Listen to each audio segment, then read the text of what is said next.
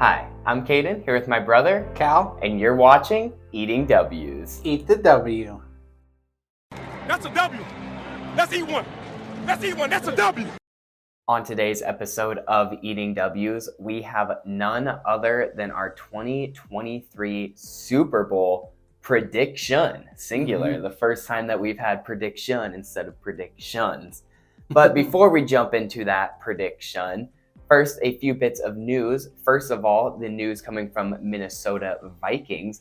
We have hired Brian Flores, former Pittsburgh Steelers linebacker coach last year and former Miami Dolphins head coach, as Minnesota Vikings' new defensive coordinator, which I personally am very excited about. It's going to be interesting to see what we do in the offseason cornerback-wise, because Brian Flores runs a heavy man scheme, and our cornerbacks right now are not built for man, to say the least. So expect a lot of rotation or maybe movement in that Minnesota depth chart at corner. But one thing that Brian Flores is a master of is bringing pressure. And I think we have a lot of different guys at each level of the defense that can do that. So I'm ecstatic to see what he can do in that section. And I think Tom Brady retired again. Again, yes. Yes, he did. Who knows with Brady? He'll be back. So now, before we get to the Super Bowl prediction again, just one more quick thing. We didn't want to do a whole episode on our reaction to the Pro Bowl because neither of us really watched it overly close, and there just wasn't really much to talk about to do a reaction to the Pro Bowl. We just thought we would each give our thoughts on what we think of the new Pro Bowl, since it's new and improved and fancy. And I had seen a lot of people hating on it, but I actually kind of liked it. I mean, it's not like it was overly exciting watching the tackle football game, and the flag football game was fun. It's a little bit more fast-paced and quick-moving with the shorter field, and the skills competition was just as silly and fun as it always is. So overall, I don't think it changed the game and made the Pro Bowl this big ordeal again, but I thought it was an improvement from the tackle game. It allowed Stephon Diggs to play quarterback and throw an interception to his brother, Trayvon Diggs, which is the first time that's ever happened in NFL history, where one brother intercepted the other brother. Exactly. How could you be mad at something that gives historic moments such as that? But overall, we'll see if they tweak it more or if they stick with it and think it's good. So now we are actually getting to the Super Bowl prediction, the main point of the episode. The way we're going to do these is we're going to split it up into 6 different sections to kind of break down these two teams, the Philadelphia Eagles and the Kansas City Chiefs. We're going to break them down by backfield talent, wide receiver talent, offensive line, defensive line, linebackers, and of course the secondary. And then we will end the episode by each giving who we think is going to win. Before we jump into those specifics, a quick update on our head-to-head pick'em game. During the championship round, I got 1 correct while Callan got 0, which put me back in the lead at a score of me with 195 and Callan with 194. But this game is worth 5 points. So just as it did last year, and just as it probably always should, to be completely honest, it is coming down to the final game of the season and the big game. So let's jump right into that now, starting with the backfield. So looking at the backfield comparison, I think that the Eagles actually have the better backfield. That's probably pretty controversial, but if you look at Jalen Hurts and Patrick Mahomes as quarterbacks, I forgot to mention backfield, of course, is quarterback, running back, and fullback if you want to look at them.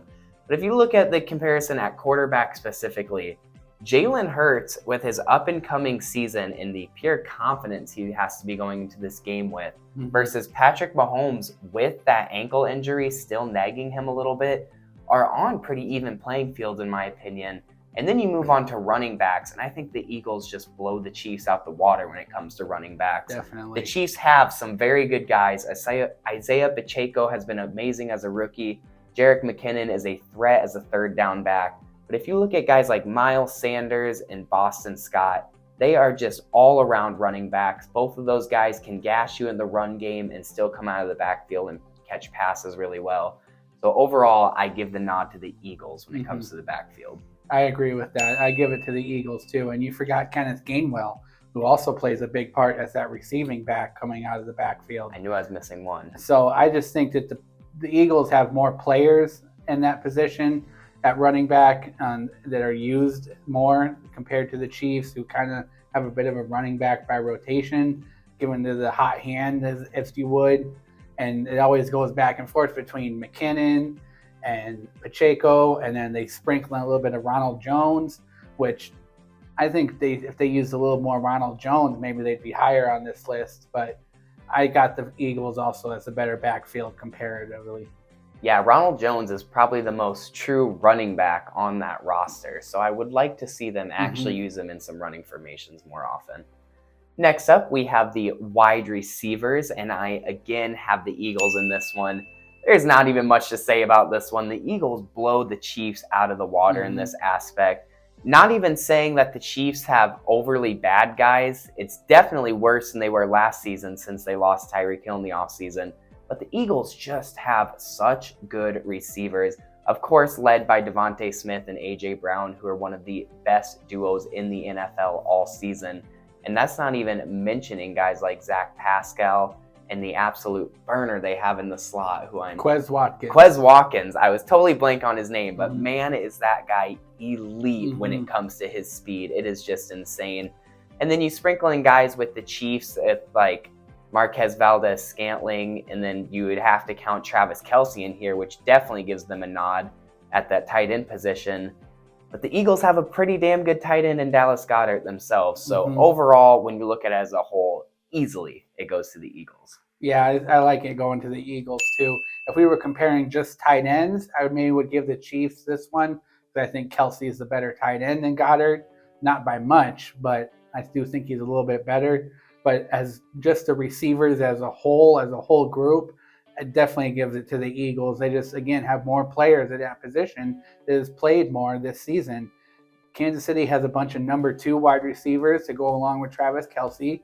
They don't have that true number 1. Kelce is their kind of true number 1. Definitely. And so they just don't have that number 1 wide receiver that the Eagles do. So I give the nod to the Eagles on receivers. Yeah, I could see A.J. Brown having a huge game. That man is a monster. So next we're going to move on to the final offensive subcategory with the offensive line.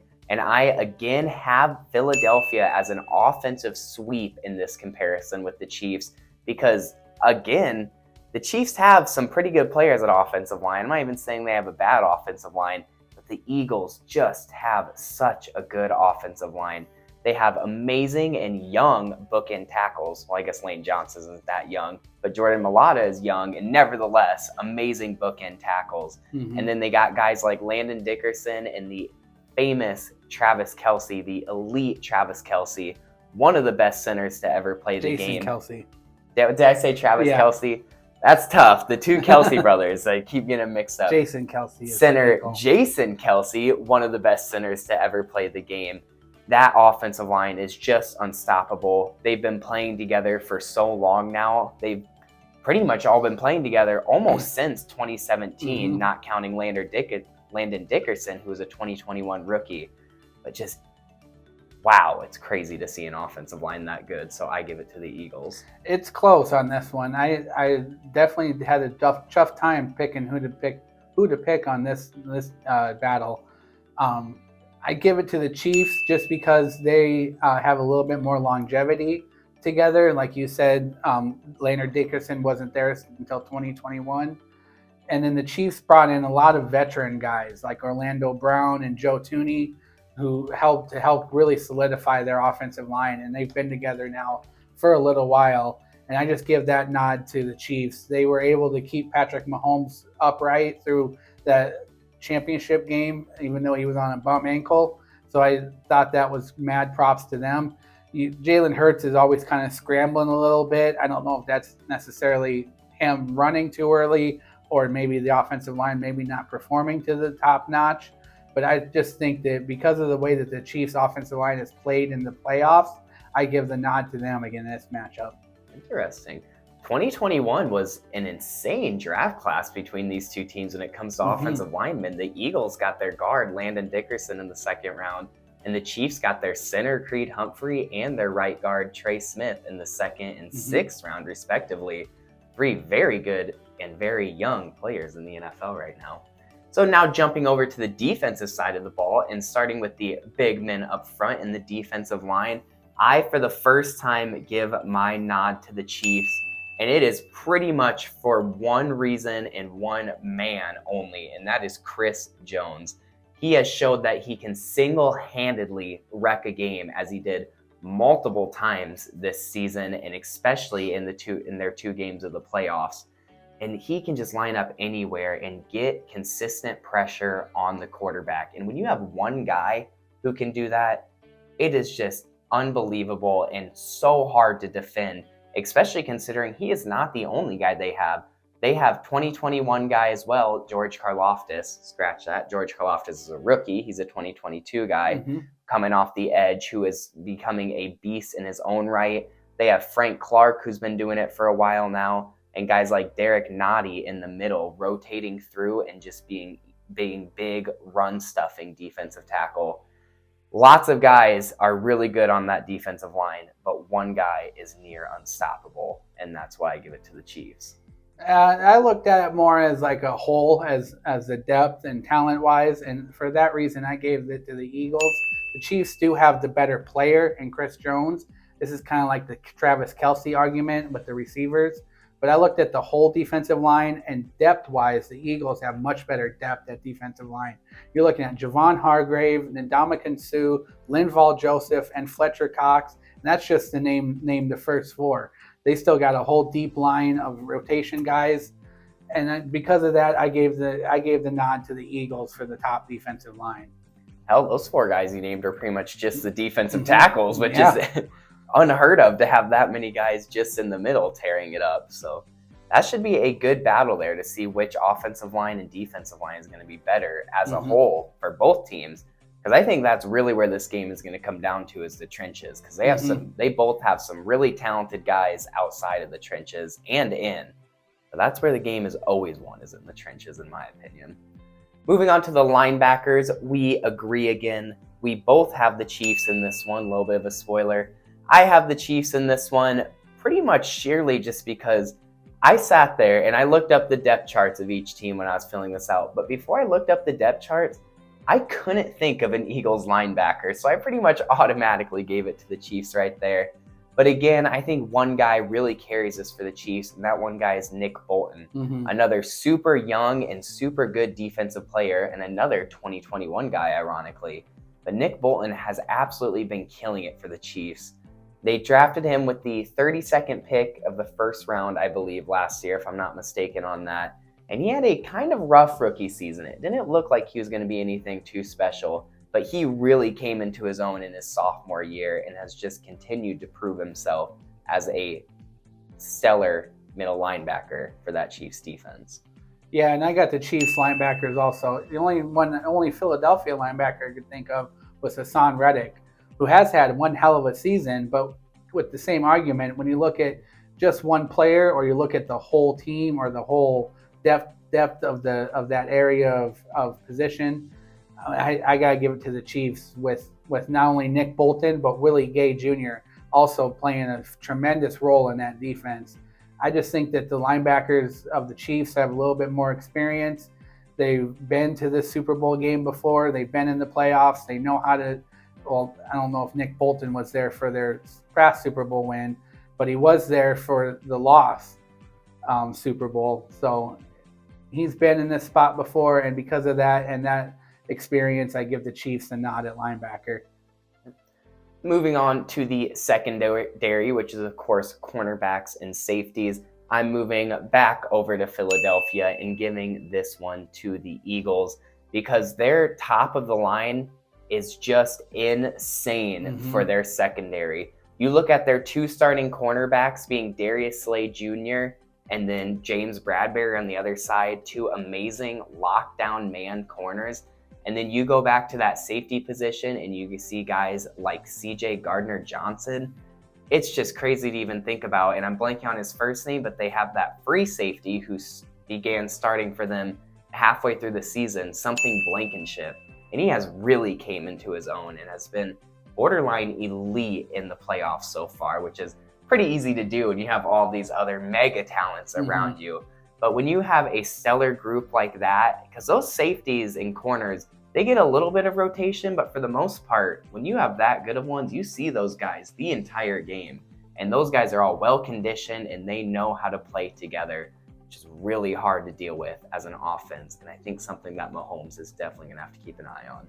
I think that the Eagles secondary is probably the best. I mean, this was the easiest one to pick of these, because you got guys like you mentioned, Darius Slay and James Bradbury, but then you also got Avonte Maddox, C.J. Gardner-Johnson, who helped round out that secondary, and they just got way more Pro Bowl players in the secondary than the Chiefs do, and that's why I give the nod to the Eagles on the secondary ruling. Okay, and then finally, the big question, who we think is gonna win. I'll start it off here, and you probably noticed that I picked more Philadelphia than Kansas City. And that's going to continue. I have the Philadelphia Eagles as my Super Bowl winners. This team is just absolutely stacked overall, and it is impossible to argue that. I wasn't quite a huge believer in the Eagles throughout the year. They always start really well and then kind of fall off towards the end. They had a lot of young people. They have a lot of just top of depth chart guys. So if they ran into some injury problems, I thought they would start to fall.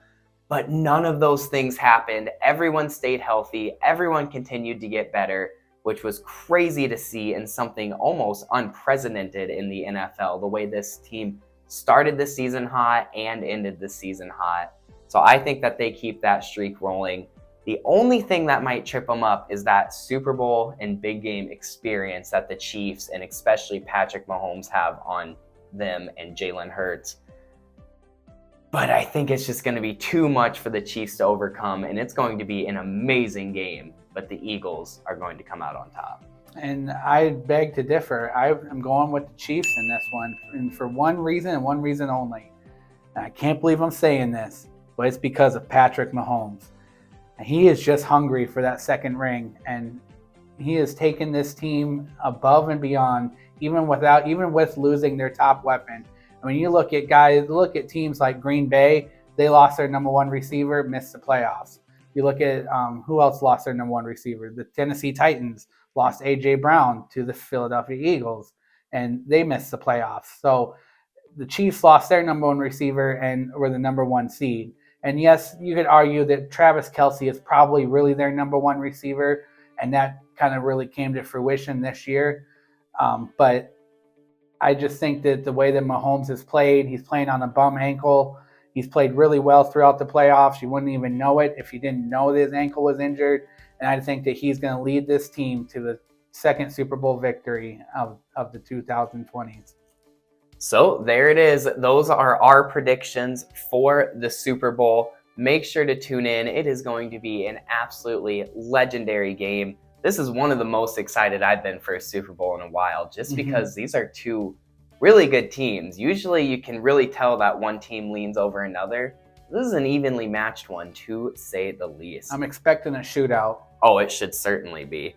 So thank you all so much for watching. This will be the only episode this week, and then we will only have one episode next week, which will be our reaction episode rather, and kind of talking about the future. So make sure you stay tuned until then, and leave a like on this video if you enjoyed it.